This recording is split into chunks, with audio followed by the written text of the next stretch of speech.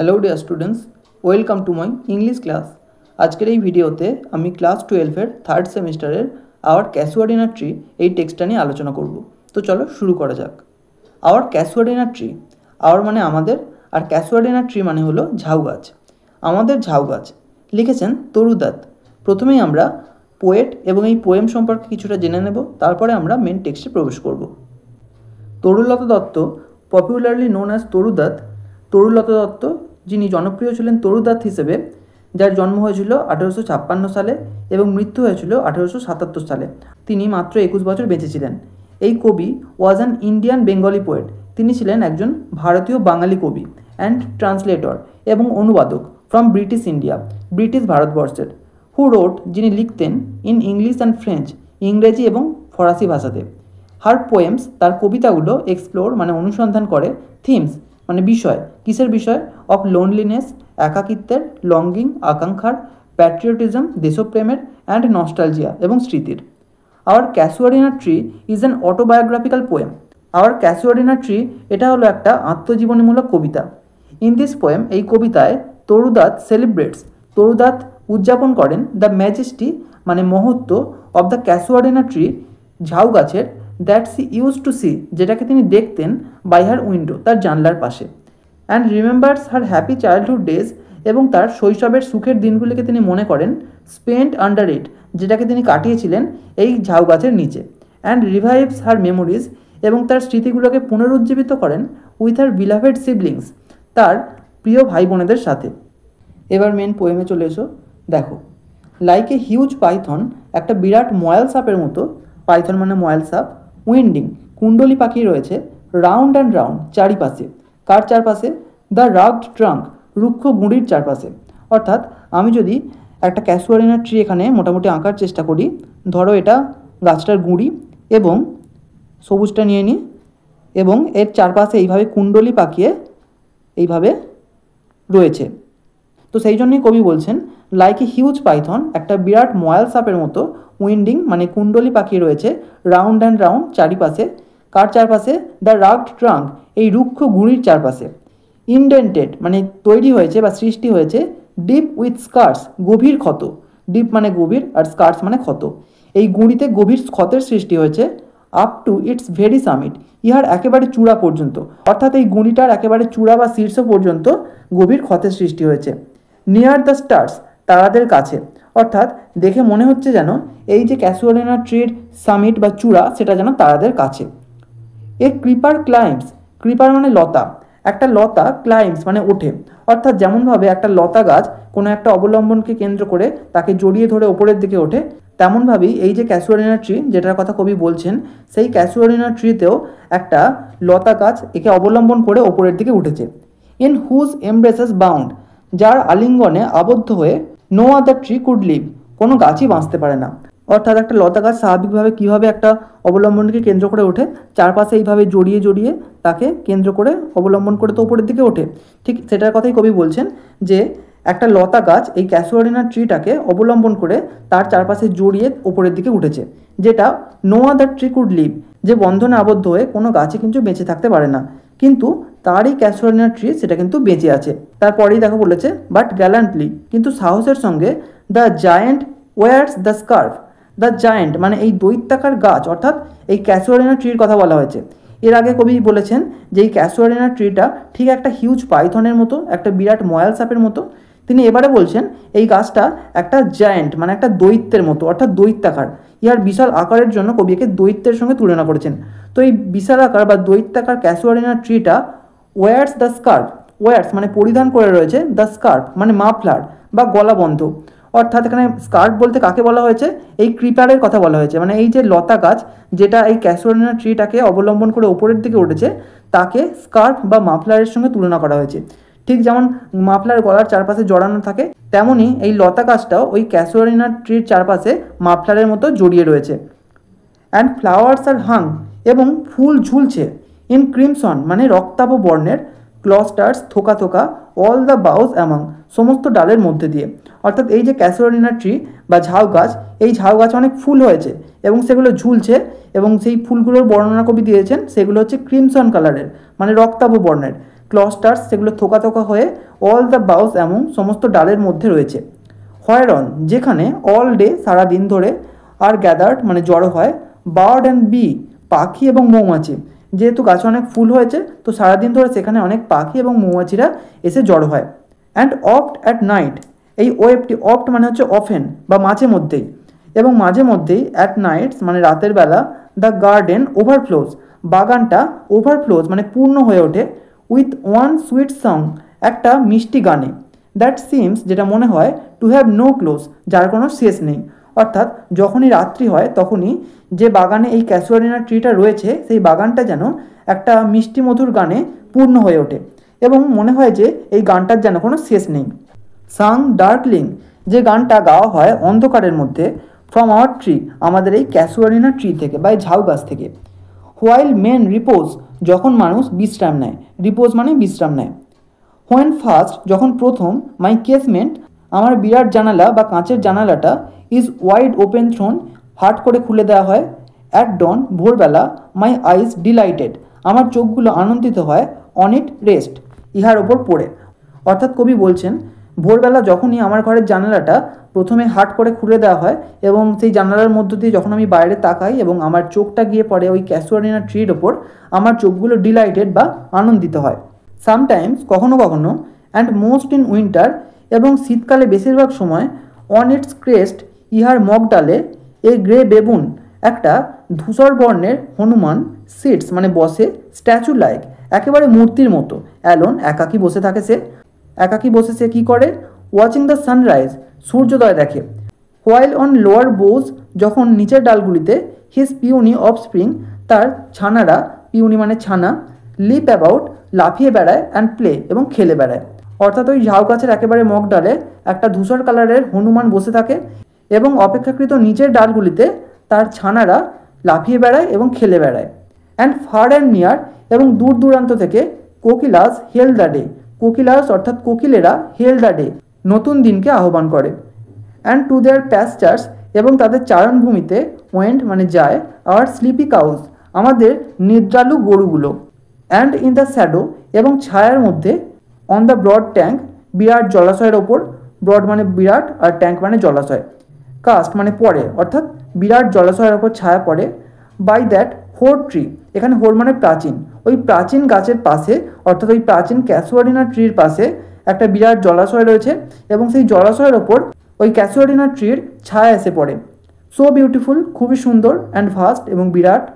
The water lilies spring, the water lilies মানে শাপলা ফুল বা শালুক ফুল, স্প্রিং মানে ফোটে, like snow en masse, like snow ঠিক বরফের মতো, যেমনটা এনম্যাস্ট মানে স্তূপ আকারে জমা হয়, বরফ যেমন স্তূপ আকারে জমা হয় ঠিক তেমনই ওই শালুক ফুলগুলো বা শাপলা ফুলগুলো ফোটে এবং সেটা দেখতে ঠিক জমা হওয়া বরফের মতোই লাগে। বাট নট, কিন্তু নয়, বিকজ অফ ইটস ম্যাগনিফিসেন্স, ইহার বিশালতার জন্য নয়। ডিয়ার মানে প্রিয়, ইজ দ্য ক্যাসুয়ারিনা, ওই ক্যাসুয়ারিনা গাছটা, টু মাই সোল, আমার মনের কাছে। অর্থাৎ কবি বলছেন ওই যে ক্যাসুয়ারিনা ট্রি সেটা কিন্তু আমার কাছে খুবই প্রিয়, আমার মনের কাছে খুবই প্রিয়, কিন্তু সেটা তার ওই বিশালতার জন্য নয়, অন্য কোনো কারণ রয়েছে। বিনিথ ইট, ইহার নিচে, উই হ্যাভ প্লেড, আমরা খেলেছি। দো ইয়ার্স মে রোল, যদিও বছরগুলো পার হয়ে গেছে। ও সুইট কম্পেনিয়ন্স, এখানে সুইট মানে মিষ্টি নয়, এখানে প্রিয়। ও হে প্রিয় সঙ্গীরা, লাভড যাদেরকে আমি ভালোবেসেছি, উইথ লাভ ইন্টেন্স তীব্র ভালোবাসায়। ফর ইয়োর সেক, তোমাদের হেতু, shall the tree be ever dear, ওই গাছটা চিরকাল আমার প্রিয় হয়ে থাকবে। কবি বলছেন যে ওই যে ক্যাসুয়ারিনা ট্রি যেটা কবির বাড়ির জানলার পাশে রয়েছে কবিদের বাগানে, সেই ক্যাসুয়ারিনা ট্রির নিচে কবি তার সঙ্গীদের সঙ্গে খেলা করেছেন এবং তার বন্ধুদের জন্যই, যেহেতু ওই গাছটার সঙ্গে তার বন্ধুদের স্মৃতি জড়িয়ে আছে, তাই ওই গাছটাও চিরকাল কবির কাছে প্রিয় হয়ে থাকবে। ব্লেন্ড মানে মিশ্রিত, উইথ ইয়োর ইমেজেস, তোমাদের ছবির সাথে। অর্থাৎ কবি বলতে চাইছেন যে এই যে গাছটা রয়েছে, এই যে ক্যাসুয়ারিনা ট্রি, ইহার যে স্মৃতি সেটা তার কম্পেনিয়ন বা সঙ্গীদের ছবির সাথে মিশ্রিত রয়েছে।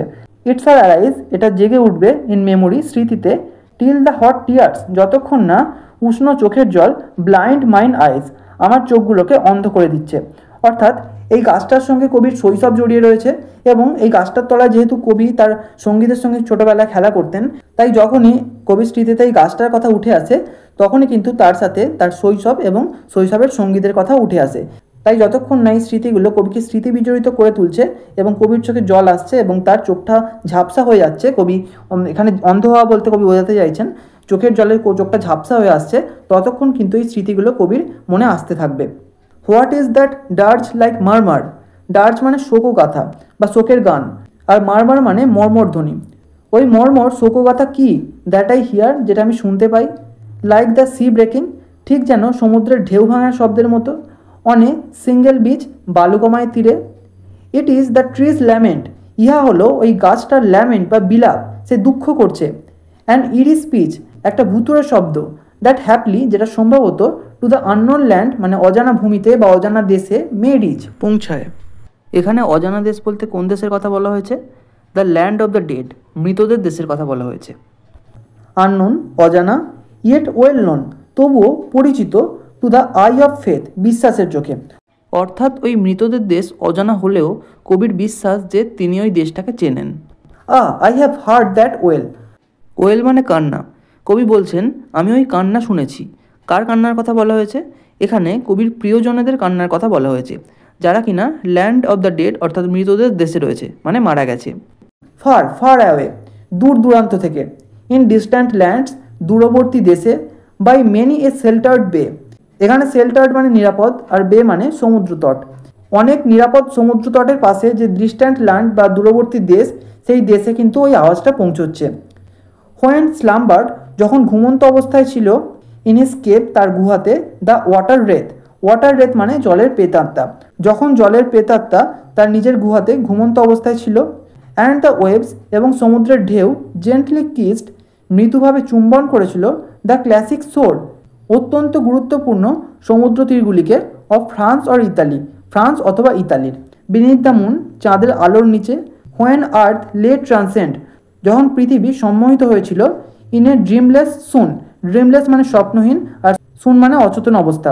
যখন পৃথিবী সম্মোহিত হয়েছিল একটা স্বপ্নহীন অচেতন অবস্থায়। অর্থাৎ কবি যে সময় এই কবিতাটা লিখছেন তখন কিন্তু ভারতবর্ষ থেকে তিনি বহু দূরে রয়েছেন, বহু দূরের তিনি একটি সমুদ্র তীরবর্তী অঞ্চলে বাস করছেন, এবং সেখান থেকে যেন তিনি ওই ক্যাসুয়ারিনা ট্রির বিলাপের শব্দ শুনতে পাচ্ছেন। এবং সেই বিলাপের শব্দটা কোথা পর্যন্ত যাচ্ছে? সেই আননোন ল্যান্ড বা মৃতদের দেশ পর্যন্ত যাচ্ছে, যে দেশটা অজানা হলেও কবির মনে হচ্ছে যেন তার বিশ্বাসের চোখে সেই দেশটা তার পরিচিত। এবং সেই সময় কবি যেখানে অবস্থান করছেন সেই জায়গার পারিপার্শ্বিক অবস্থা কেমন আছে সেটাই তিনি এখানে বর্ণনা করলেন। And every time the music rose, এবং প্রত্যেকবারই যতবার ওই গানটা উঠে আসছে। বিফোর মাইন্ড ইনার ভিশন, আমার অন্তর্দৃষ্টিতে। রোজ এ ফর্ম সাবলাইম, সাবলাইম মানে মহিমান্বিত, একটা মহিমান্বিত রূপ যেন জেগে উঠছে। মানে যতবারই ওই বিলাপের শব্দটা কবির কানে আসছে, সেই গানটা তিনি শুনতে পাচ্ছেন, ততবারই যেন তার অন্তর্দৃষ্টিতে একটা মহিমান্বিত রূপ ফুটে উঠছে। মহিমান্বিত রূপ বলতে কার কথা বলা হয়েছে? সেই ক্যাসুয়ারিনা ট্রির কথা বলা হয়েছে। সেই গাছটা যেন তার অন্তর্দৃষ্টিতে জাগ্রত হয়ে উঠছে, তিনি যেন দেখতে পাচ্ছেন। দাই ফর্ম, তোমার রূপ। ও ট্রি, ওহে গাছ। As in my happy prime, যেমনটা আমার সুখের শৈশবে ছিল। অর্থাৎ শৈশবকালে তিনি গাছের সাথে সময় কাটিয়েছেন, তার তলায় তার সঙ্গীতের সাথে খেলাধুলা করেছেন। তো সেই সময়কার গাছের যে রূপ ছিল সেই রূপটা তার যেন অন্তর্দৃষ্টিতে তিনি দেখতে পাচ্ছেন। আই স দি, আমি তোমাকে দেখেছিলাম। ইন মাই ওন, আমার নিজের। লাভড নেটিভ ক্লাইম, প্রিয় দেশীয় জলবায়ুতে। অর্থাৎ যখন তিনি নিজের দেশে ছিলেন তখন তার নিজস্ব দেশে নিজের জলবায়ুতে তিনি সেই গাছটাকে দেখেছিলেন, এবং বর্তমানে তিনি অন্য দেশে রয়েছেন এবং সেখান থেকেও তিনি যেন তার অন্তর্দৃষ্টিতে সেই শৈশবের যে ক্যাসুয়ারিনা ট্রির যে রূপ সেটাকে যেন তিনি দেখতে পাচ্ছেন। দেয়ার ফোর, সেই কারণে। আই ফেন, আমি আনন্দের সঙ্গে। উড কনসিক্রেট, উৎসর্গ করব। এলে, একটা গান। আনটু তাই অনার, তোমার সম্মানের উদ্দেশ্যে। দায় মানে তোমার, আর অনার মানে সম্মান। সেই কারণে আমি আনন্দের সঙ্গে তোমার সম্মানের উদ্দেশ্যে একটা গান নিবেদন করব বা উৎসর্গ করব। ট্রি, গাছ। বিলাভেড অফ দোজ, তুমি তাদের সকলের কাছে প্রিয়। হু নাও ইন ব্লেসড স্লিপ, যারা এখন শান্তির ঘুমে রয়েছে। ব্লেসড মানে শান্তির, আর স্লিপ মানে ঘুম। বলছে গাছ, তুমি সেই সকল মানুষের কাছে প্রিয় যারা এখন শান্তির ঘুমে রয়েছে। ফর আই রিপোজ, চিরবিশ্রামে রয়েছে। অর্থাৎ যারা চিরনিদ্রায় বা শান্তির নিদ্রায় চলে গেছে, মানে যাদের মৃত্যু ঘটেছে, তাদের কাছে কিন্তু ওই ক্যাসুয়ারিনা ট্রিটা খুবই প্রিয় ছিল। ডিয়ারার দ্যান লাইফ, জীবনের থেকেও প্রিয়। টু মি, আমার কাছে। অ্যালাস, হায়, ওয়ার দে, তারা ছিল। কবি বলছেন সেই সমস্ত মানুষগুলো যাদের কাছে ওই ক্যাসুয়ারিনা ট্রিটা প্রিয় ছিল, সেই মানুষগুলো কিন্তু কবির কাছে তার জীবনের থেকেও প্রিয় ছিল। মেয়েস্ট দাউ বি নাম্বার্ড, হয়তো তোমার দিন গোনা হবে। হোয়েন মাই ডেজ আর ডান, যখন আমার দিন শেষ হয়ে যাবে। অর্থাৎ কবি বলতে চাইছেন যে যখন আমার দিন শেষ হয়ে যাবে, মানে যখন আমার মৃত্যু ঘটবে, তখনও কিন্তু তোমার দিন গণনা চলবে। মানে একটা গাছ বছরের পর বছর বাঁচে, দীর্ঘ বছর বাঁচে, মানুষের থেকে অনেক বেশি বছর। সেই কারণে কবি বলছেন যে আমার দিন শেষ হয়ে গেলেও তোমার দিন গণনা কিন্তু চলবে। উইথ ডেথলেস ট্রিজ, মৃত্যুহীন গাছেদের সঙ্গে, লাইক দোজ ইন বড়োডেল। বড়োডেল হলো একটা উপত্যকা, এবং সেই উপত্যকায় যে ডেথলেস ট্রি বা মৃত্যুহীন গাছ বা অমর গাছ রয়েছে, তাদের সঙ্গে তোমার দিন গণনাও কিন্তু চলবে, কিন্তু আমার দিন গণনা শেষ হয়ে যাবে। আন্ডার দোজ অফুল ব্রাঞ্চেস, ওই স্মৃতিবহনকারী ডালপালাগুলোর নিচে, লিঙ্গার্ড পেল, ফ্যাকাসে হয়ে বা ম্লান হয়ে রয়ে যাবে, ফিয়ার ট্রিম্বলিং হোপ, ভয়ে কম্পমান আশা, অ্যান্ড ডেথ এবং মৃত্যু, দ্য স্কেলিটন মানে কঙ্কাল, অ্যান্ড টাইম অফ শ্যাডো এবং ছায়ার মতো সময়, অ্যান্ড দো এবং যদিও, উইক দ্য ভার্স আমার এই কবিতা দুর্বল, দ্যাট উড দাই বিউটি যেটা তোমার সৌন্দর্যকে, ফেন মানে আনন্দের সঙ্গে, ও ফেন রিহার্স মানে পুনরাবৃত্ত করবে। অর্থাৎ কবি বলছেন যে কবিতা আমি তোমাকে উদ্দেশ্য করে লিখছি, আমার এই যে কবিতা সেটা হয়তো দুর্বল, কিন্তু তাও এই কবিতা তোমার ওই সৌন্দর্যকে কিন্তু পুনরাবৃত্তি করবে। মানে যতবার এই কবিতাকে পড়া হবে ততবারই কিন্তু তোমার সৌন্দর্যের কথা উঠে আসবে। মে লাভ ডিফেন্ড, হয়তো ভালোবাসা রক্ষা করতে পারে, দি মানে তোমাকে, ফ্রম অবলিভিয়ন কার্স। অবলিভিয়ন মানে বিস্মৃতি বা ভুলে যাওয়া, আর কার্স মানে অভিশাপ। এই ভালোবাসা হয়তো তোমাকে বিস্মৃতির অভিশাপ থেকে রক্ষা করতে পারে। কবি বলছেন যে আমার এই কবিতা হয়তো দুর্বল, কিন্তু এই কবিতা যতবার পাঠ করা হবে ততবারই তোমার সৌন্দর্যের কথা উঠে আসবে, এবং যে ভালোবাসা এর মধ্যে রয়েছে সেই ভালোবাসা হয়তো তোমাকে বিস্মৃতির অভিশাপ থেকে রক্ষা করতে পারবে। মানে এই কবিতা যতদিন থাকবে ততদিনই তোমাকে মনে করা হবে, তুমি বিস্মৃতির অন্ধকারে তলিয়ে যাবে না। এখানেই শেষ হচ্ছে কবিতাটা। যদি ভালো লেগে থাকে একটা লাইক করো, আর অবশ্যই চ্যানেলটিকে সাবস্ক্রাইব করে বেল আইকনটিকে অল করে রেখো, যাতে আমাদের আগামী সমস্ত ভিডিওর নোটিফিকেশানগুলো তোমরা পেতে পারো। Thank you.